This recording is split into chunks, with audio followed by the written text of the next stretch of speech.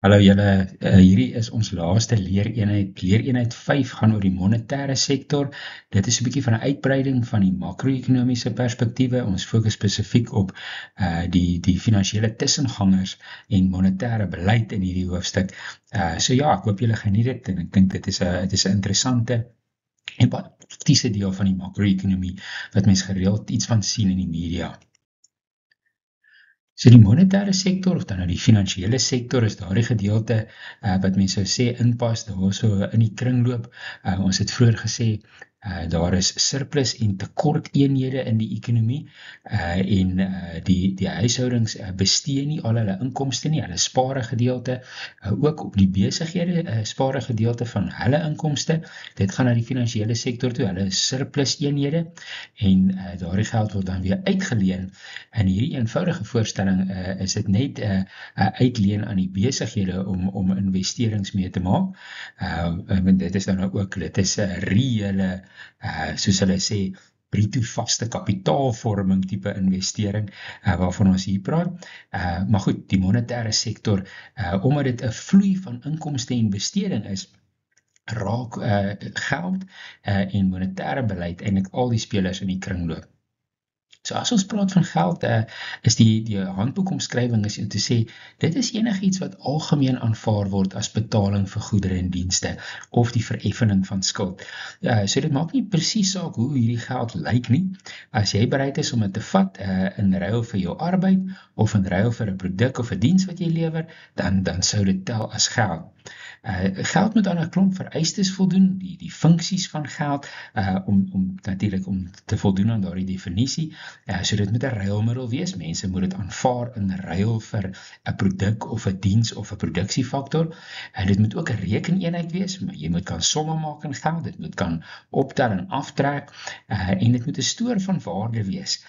Geld, as wat jy ook al dan nou aanvaar as geld, as dit nie sy waarde hou oor tyd nie, veral nou oor die baie kort termyn, en dan is dit moeilik om dit as geld te kan gebruik. Heel belangrik is om dan nou te sê, geld is nie inkomste nie, en geld is ook nie welvaart nie. Inkomste en welvaart word gemeet in terme van geld. Jy druk dit uit in randterme, maar inkomste is die betaling vir die produksiefaktore. Welvaart is daardie betalings wat jy oor tyd laat ophoop het en dalk in een of ander bate gesit het ensovoorts, maar ons meet dit met geld. So dit is nogals 'n belangrike onderskeid wat ons binne in die monetêre kant maak hiervan. Maar geld het eintlik 'n klomp interessanthede. Ek wil so een of twee sommer ander stories vir julle vertel, net ter interessantheid. In die wêreld voor geld moes mens weet jou behoeftes eintlik bevredig deur middel van ruilhandel. En dit was eintlik 'n baie beperkende ekonomie gewees. Mens kan nou dink, hierdie is nou in regtig amper sê voor antieke tye, waar jy hoofsaaklik vir jou eie behoeftes geproduseer het, as 'n gesin of as 'n familiegroep dalk of as 'n stam, maar as jy dan nou iets nodig gehad het wat jy nie self produseer nie, moes jy dit met iemand anders ruil. As jy goed, ek is nou baie moeg vir vark eet, ek's lus vir hoender, dan moet jy gaan uitvind wat is die ruilkoers van hoeveel hoenders vir 'n vark, daardie tipe ding. En natuurlik die verdeelbaarheid of die rekeneenheid komponent van geld is lekker. Jy wil nie 'n hele vark slag net omdat jy lus is vir 'n halwe hoender nie. Met geld kan jy daardie probleem maklik oorbrug en kleiner hoeveelhede koop ensovoorts. So die geskiedenis van geld is baie interessant. Hier is 'n paar voorbeelde van die internet af. As ek gou hier net my kan so wys. Hierdie is sogenaamde tally sticks. Dit is dan 'n sekere stokkies waarop daar merke gemaak is, wat dan as geld gedien het, afhangend van die merke op die stokkie ensovoorts, het dit 'n spesifieke waarde gehad. Hierdie krale was ook 'n vorm van geld gewees op 'n stadium. Natuurlik dan nou die meer moderne vorm van geld is, jy het goud wat jy gehad het, of dan nou silwer, op depose toe gaan sit by 'n goudsmid. En hy het vir jou 'n stuk papier gegee wat sê, maar hierdie geld is nou by my, of hierdie goud is nou by my, en later het mense nie meer hulle goud gaan haal nie, hulle het net die papier met mekaar geruil. en dit is hoe geld in sy moderne vorm dan nou begin werk het, munte natuurlik nog lank voor dit. Hierdie is baie interessant, hierdie is sogenaamde RAI-stene, en dit kom in die Suidsee-eilande voor, en dit word was gebruik daar as geld, vroeër daar. So 'n reuse klip met 'n gat in die middel, maar die interessante ding is dat dit was reeds 'n vorm van wat ons nou vandag fiat geld noem. Jy weet, hy het waarde verteenwoordig. Die klip self het nie 'n gebruik gehad of waarde gehad nie, en jy hoef ook nie altyd jou klip by jou te gehad het nie. As jy nou so 'n klip gehad het, wat dan nou 'n redelike groot klomp geld beteken het in Polynesië, en hy was vervoer tussen die eiland waar hom dan nou uit die steengroef uithaal, terug na jou eie eiland toe, en die kanoe sink, dan is dit doodreg as jy vir die mense kan sê, my klip lê so min of meer, jy weet, 'n halfuur se roei van daar af, en dan kan jy teen hom verhandel. So hulle het toe al die insig gehad, wat die westerlinge heel wat later gehad het met goud en papier, dit is nie nodig om daai item by jou te hê nie. As almal net saamstem oor die waarde van 'n ding, dan is dit. En so vandag se moderne papiergeld, daar was 'n stadium wat daar 'n goudstandaard was, wat die hoeveelheid munte en note wat uitgereik is, was gekoppel aan 'n sekere hoeveelheid goud wat die Reservebank gehou het, maar dis lankal gebreek, daar bestaan nie meer so iets dat jy kan jou papiergeld gaan inruil vir 'n ander bate of goud of enige so iets nie, en die rand het waarde, omdat ons sê het waarde, en dieselfde met die dollar en elke ander geldeenheid. Natuurlik, een van die interessante aspekte hier is dan nou Bitcoin. Is Bitcoin geld? En uit die transaksiemotief uit, as jy nou sê, maar jy kan transaksies doen met geld, kan jy dan sê, dit is nog redelik beperk. Jy kan nie al vir 'n klomp goed betaal met Bitcoin nie. Daar is hier en daar plekke en platforms waar jy kan, maar in die breë is dit eerder 'n soort van 'n finansiële bate, of jy kan amper dan dink as 'n tegnologie aandeel, veel meer as wat dit regtig 'n vorm van geld is. As jy hierdie goed in die nuus volg, ek is nie self so in hierdie ding in nie, maar ek meen, die wêreld van sogenaamde stable coins, meme coins, is iets wat besig is om te ontplof, en sentrale banke selfs, hulle wil digitale weergawe van hulle eie geld uitbring, wat dan so gebruik kan word, soos wat mense sê maar 'n Bitcoin of een van 'n meme coin sou kon gebruik. Ja. So, mense se vraag na geld, as ons dit nou terugbring na ekonomie toe, as ons nou begin praat oor vraag en aanbod, dit is, as ons praat van vraag na geld, bedoel ons spesifiek daardie deel van jou inkomste of jou welvaart, wat jy in geld wil hou, dit amper sê in kontant wil hou, voorhande wil hou. Die aanname is dat die res daarvan belê jy in rentedraende finansiële instrumente. Natuurlik, die regte wêreld is nou 'n bietjie meer ingewikkeld as dit, maar hierdie is die fundamentele keuse. Jy het likwiditeit voorhande, waarop jy nie veel van 'n opbrengs kry nie. Daar kry jy 'n baie lae rentekoersie daar op jou spaarrekening, maar jy het toegang tot daai geld. Die alternatief is, jy vat jou geld, jy gaan koop staatsskuld daarmee, en jy kry rente, maar jou geld is nie so likwid nie. Jy moet nou eers weer daai geld gaan omskakel terug na kontant toe, as jy 'n transaksie wil aangaan. Maar natuurlik, die geleentheidskoste om geld voorhande te hou, is die rente wat jy nie kry nie. En dan tipies sal ons nou sê, die vraag na geld, as rentekoerse hoog is, dan hou mense minder likwiditeit voorhande, want jy wil eerder die rente verdien. Maar as rentekoerse laag is, dan het jy meer likwiditeit voorhande. So die transaksiemotief is dan, jy hou 'n gedeelte van jou inkomste of jou welvaart dan nou likwid, met die idee dat jy moet transaksies kan aangaan. En jy moet jou huislening betaal, jy moet jou voertuig betaal, jy moet kos koop, jy moet petrol ingooi, al jou gewone transaksies. Jy kan nie half sê, maar hoorie, wag 'n bietjie, ek het groot geld op vaste belegging, trek dit maar af as ek petrol ingooi. Die ouens wil kontant hê, al is jy besig om met jou kredietkaart te betaal, hulle soek die betaling nou. 'n deel van jou inkomste of jou welvaart, hou jy dan ook likwid as 'n voorsorgmotief. In die opsig dat jy dan nou sal sê, jy weet, miskien breek die yskas, miskien kort die kar nuwe bande, ek wil 'n klompie rand in 'n spaarrekening iewers hou, waar ek daarom so ietsie van 'n rentekoersie kry, maar ek weet, hierdie is nie 'n belegging nie, maar ek wil nie hierdie geld te vasmaak nie, want sê nou maar, ek moet dit bestee. Om voorsorg te tref, speel dan nou 'n rol. Al twee hierdie elemente van die vraag na geld hang af van jou inkomste. As jy arm is, het jy geld voorhande vir transaksies en vir voorsorg. As jy ryk is, het jy geld voorhande vir transaksies en voorsorg, net baie meer daarvan. As jy dan nou baie ryker is, het jy net baie meer transaksies wat jy aangaan, en die goed wat kan breek of vervang moet word, is heel wat duurder, so jy het meer geld beskikbaar daarvoor. So sterk gekoppel aan inkomste. Die laaste komponent is dan nou die sogenaamde spekulasiemotief, en dis dan daardie geld wat jy eerder in 'n rentedraende finansiële instrument belê. So as jy geld voorhande hou met die gedagte dat jy gaan sinvol kan belê in 'n rentedraende finansiële instrument. Jy verwag dat rentekoerse binnekort gaan begin styg, so jy hou maar eers die kontant bietjie voorhande hier by jou, en dan as jy sien die goed beweeg in die rigting waar jy kan geld maak, dan koop jy hierdie skuldinstrumente byvoorbeeld. Maar dit is nogal so 'n bietjie 'n meer komplekse deel van die vraag na geld, want dit word dan nou beïnvloed deur rentekoerse. Waar die ander twee motiewe hang absoluut af van jou inkomste, waar die spekulasiemotief hang af van rentekoerse en verwagtinge oor rentekoerse. Daar raak dinge kompleks, ons leermateriaal gaan nou nie verder in enige diepte daarin nie, ons volstaan op hierdie punt.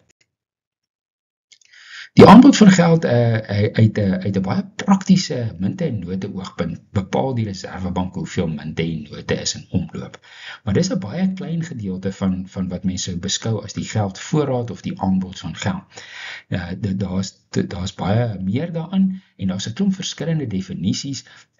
Weer eens, die studiemateriaal gaan nie in vreeslike diepte in hierdie in nie, maar M1A is dan nou munte en note, as 'n omskrywing van die geldvoorraad. M1 is munte en note en onmiddellik opeisbare deposito's. So dit is nog 'n baie likwide vorm van die geldvoorraad. Dit is letterlik nou munte en note wat jy kan gaan bestee, en goed, deposito's wat jy dadelik tot toegang het. So dis maar ons almal se gewone spaarrekeninge, en selfs dan 'n bietjie krediet ook. Dan by M2 begin jy nou beweeg na mediumtermynbeleggings word ingesluit, en op M3 het jy eintlik alle koopkrag wat ook die langer termyn beleggings insluit. So jy kan sien, hoe verder jy wegbeweeg van munte en note af, hoe meer sensitief raak daardie beskrywing van die geldvoorraad vir rentekoerse. As jy begin praat van mediumtermyn beleggings en langtermynbeleggings ingesluit in jou konsep van die geldvoorraad, dan het rentekoerse nogal 'n sterk invloed daarop. So dis ook hoekom die Reservebank, as hulle praat van, ons kyk na die groei van die geldvoorraad, dan kyk hulle na M3, want hulle beïnvloed daardie met rentekoerse. So in bietjie meer gevorderde ekonomie tekste kry mens nogals 'n lang verduideliking van hoe banke koopkrag skep deur die geldvermenigvuldiger. En ek kan maar net kortlik sê, die beginsel is om te sê, jy ontvang jou salaris van R100,000 per maand, jy deponeer dit in jou bankrekening, die bank is verplig om 2,5% daarvan te hou as 'n kontant reserve. Dis maar deel van die Reservebank se bestuur van die finansiële stelsel, so hulle het hierdie vereistes rondom dit, en die res leen hulle dan uit aan mense. Nou, hulle wil nie net jou geld daar hou totdat jy dit nou eendag weer opvra vir transaksies nie, hulle leen dit uit, hulle vra vir ander ouens rente, sodat hulle vir jou rente kan betaal. Goed en wel, maar daardie geld word dan nou uitgeleen, dit word op een of ander manier bestee, en dit kom weer terug as 'n deposito na die bank toe. Hulle hou weer 2,5%, hulle leen weer die res uit. En so van jou oorspronklike R100,000 word daardie bedrag eintlik oor en oor uitgeleen in kleiner en kleiner inkremente. En die koopkrag van die aanvanklike R100,000 is dan baie meer as net R100,000. En dit staan nou bekend as die geldvermenigvuldiger. Ons gaan nou nie in veel meer besonderhede daarin. Ek wil nou by sê, dan in gewone eerstejaars handboeke wat nou hele semester bestee aan ekonomie 1, is daar nou ook baie lang verduidelikings van rentekoerse, verskillende soorte rentekoerse, die rentekoers as die ewewigsprys tussen die vraag na geld en die aanbod van geld. Ons delf nou nie in enige diepte daarin nie, so ons beweeg dan net aan na monetêre beleid toe, waar die Reservebank bedryf dan nou monetêre beleid. Hulle wil graag die finansiële stabiliteit in Suid-Afrika bevorder, beskerm, hoe mense dit ook al stel. Hulle het 'n klompie funksies. Hulle ryk die banknote en die munte uit en hulle vernietig ook die oues. Hulle reguleer en hou toesig oor finansiële instellings. So die bankwet is 'n groot deel hiervan. En as jy so hier en daar die nuus kyk, dan lees mens van plekke waar die Reservebank ingryp met banke. Daar is natuurlik nou IFRA in KwaZulu-Natal wat 'n bekende een is waar die Reservebank nou basies hulle banklisensie teruggetrek het. Africa Bank was 'n paar jaar terug kwaai in die nuus gewees waar die Reservebank gekyk het na hoe hulle boek bestuur en WBS, natuurlik die groot ene daar in Limpopo, waar die Reservebank ook die deposante se geld op die eind teruggegee het en die bank gesluit het. Maar natuurlik daar is nou 'n groot korrupsie storie ook ter sprake. Maar bankregulering is 'n groot deel van wat die Reservebank doen.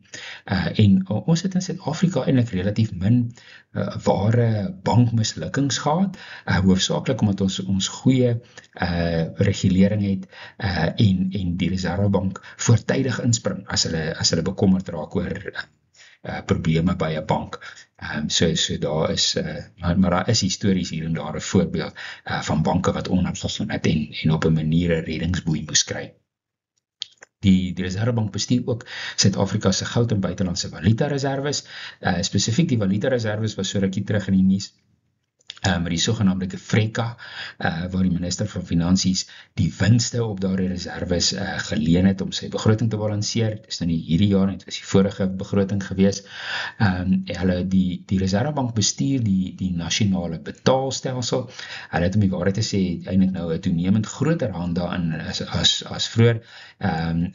Hoofsaaklik omdat hulle probeer 'n bietjie innovasie in hierdie stelsel in te bring, soortgelyk aan Brasilië se PIX, wil hulle nou so 'n mikrobetaalstelsel gebaseer op QR codes implementeer, en ek dink dit gaan nogals soos hulle sê 'n game changer wees in die Suid-Afrikaanse konteks.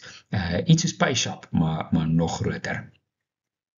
Daarmee saam, hulle administreer die wisselkoers en valutabeheerstelsels. As jy buitelandse betalings maak of ontvang, dan gaan dit via die Reservebank en natuurlik almal anders ook. Hulle is 'n bankier vir die regering. Hulle leen nie geld vir die regering nie, hulle koop nie die regering se skuld nie, maar die van die regering se betalings vloei via die Reservebank, en dan is hulle 'n lener van laaste uitweg. Dit sal nou as 'n bank regtig in die moeilikheid kom en hy kan nie die mense wat hulle geld wil onttrek betaal nie, dan sal die Reservebank intree. En die meer oorlopende element wat ons gereeld sien is dat die Reservebank bedryf monetêre beleid. So monetêre beleid gaan eintlik oor die bestuur van die geldvoorraad en rentekoerse. In die jare 80 en 90 was die Reservebank veral besorg oor die bestuur van die geldvoorraad, hoe die groei van M3, en dit het toe later geskuif dat hulle eintlik meer begin fokus op die repo-koers, maar die repo-koers en die geldvoorraad is baie keer eintlik maar so verwant aan mekaar dat jy raak aan albei, maar as jy nou vandag Reservebank dokumentasie lees, sal hulle min praat oor die geldvoorraad, baie meer praat oor die repo-koersstelsel. Nou, monetêre beleid in Suid-Afrika beteken 'n inflasie-mikpunt stelsel. So ons probeer om inflasie laag en stabiel te hou deur 'n inflasieteiken te stel. Hierdie teiken is dan nou amptelik tussen 3 en 6%. Die Reservebank teiken nou vir die laaste klompie jaar eintlik die middelpunt van die teikenband. Hulle wil graag inflasie by 4.5 hê, en hierdie hele jaar omtrent was hulle kwaai in die nuus met die gedagte dat die mikpunt moet nou afkom na 3% toe. En ons weet, hierso in Augustus maand het die gouverneur eintlik gesê, hulle gaan vir 3, en die minister van Finansies het toegesê nie, maar dit is nie 'n besluit wat eensydig geneem kan word nie. Die teiken word eintlik gestel deur die kabinet, en dit is 'n samewerking tussen die Tesourier en Reservebank. Die Reservebank het wel onafhanklikheid oor hoe hulle die teiken najaag, maar hulle kan nie eensaidig die teiken verstel nie. En ekonome wonder nou, gaan die minister iets sê in die mediumtermyn begrotingsraamwerk wat nou in November kom, of los hy dit vir volgende jaar se hoofbegroting. Iewers moet hierdie spanning tussen die Tesourier en die Reservebank nou bietjie opgelos kom, want dit lyk tog asof die Reservebank, ek dink selfs vandag se Business Day, sê hulle is ernstig oor hierdie 3% teiken, en hulle gaan hom jaag. So dit is iets wat kwai in die nuus is. Die repo-koers bespreek ons nie in enige besonderhede in hierdie module presies hoe die repo werk nie. Ek kan kortlik sê, banke ontvang nou ons geld op deposito. Hulle leen dit dan uit soveel as wat hulle kan. Hulle probeer om so min as moontlik geld voorhande te hou. Want alle geld wat hulle in kontant iewers het, is geld wat nie inkomste inbring nie.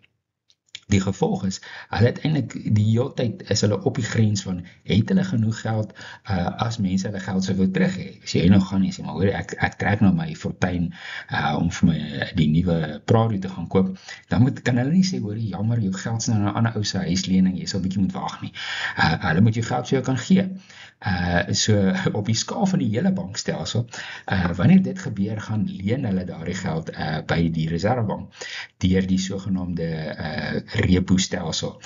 So hulle leen dit deur staatsskuldinstrumente wat hulle gekoop het, daar aan die bank te gaan gee, aan die Reservebank te gee, en met 'n ooreenkoms om dit binne 7 dae weer terug te koop by hulle. So hulle soek net vir 'n kort rukkie bietjie likwiditeit, 'n oorbruggingsfinansiering. En dan die koers waarteen hulle dit dan terugkoop by die bank na 7 dae, dit is die repo-koers, die terugkoopkoers. So dit is waar die repurchase komponent van repo vandaan kom. En die Reservebank stel die repo-koers vas, want dit is dan nou die prys van geld vir banke.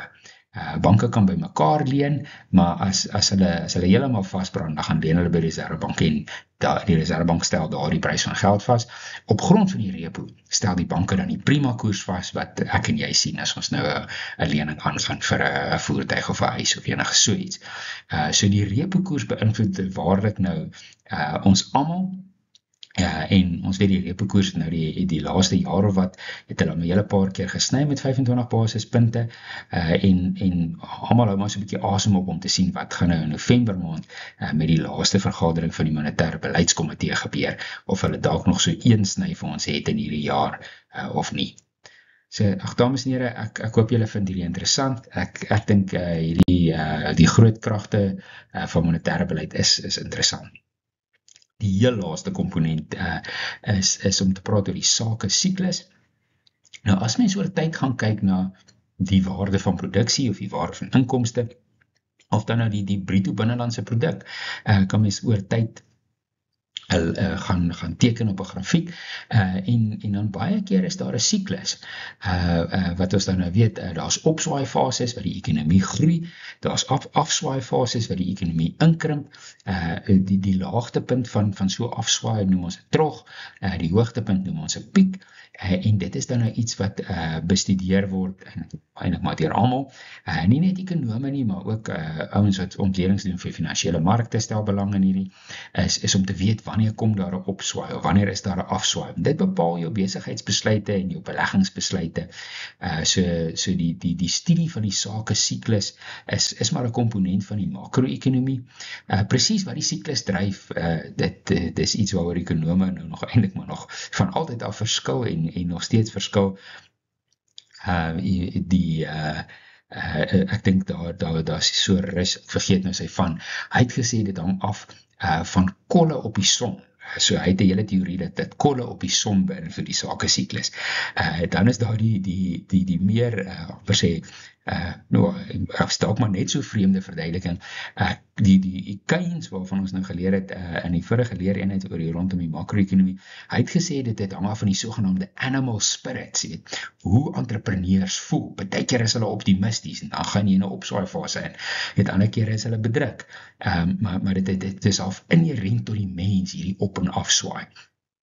En dan is daar natuurlik nou baie meer amper sê empiriese benaderings. Die Reservebank byvoorbeeld publiseer soort van leidende aanwysers, samevallende aanwysers en sloerende aanwysers van die sake siklus, om te sê, as mens kyk na advertensies vir vakante poste, dit kan 'n aanwyser wees van 'n opswaai of 'n afswaai. As daar baie advertensies is, dan weet jy, die ondernemings is besig om ouens in diens te neem, daar's 'n opswaai op pad.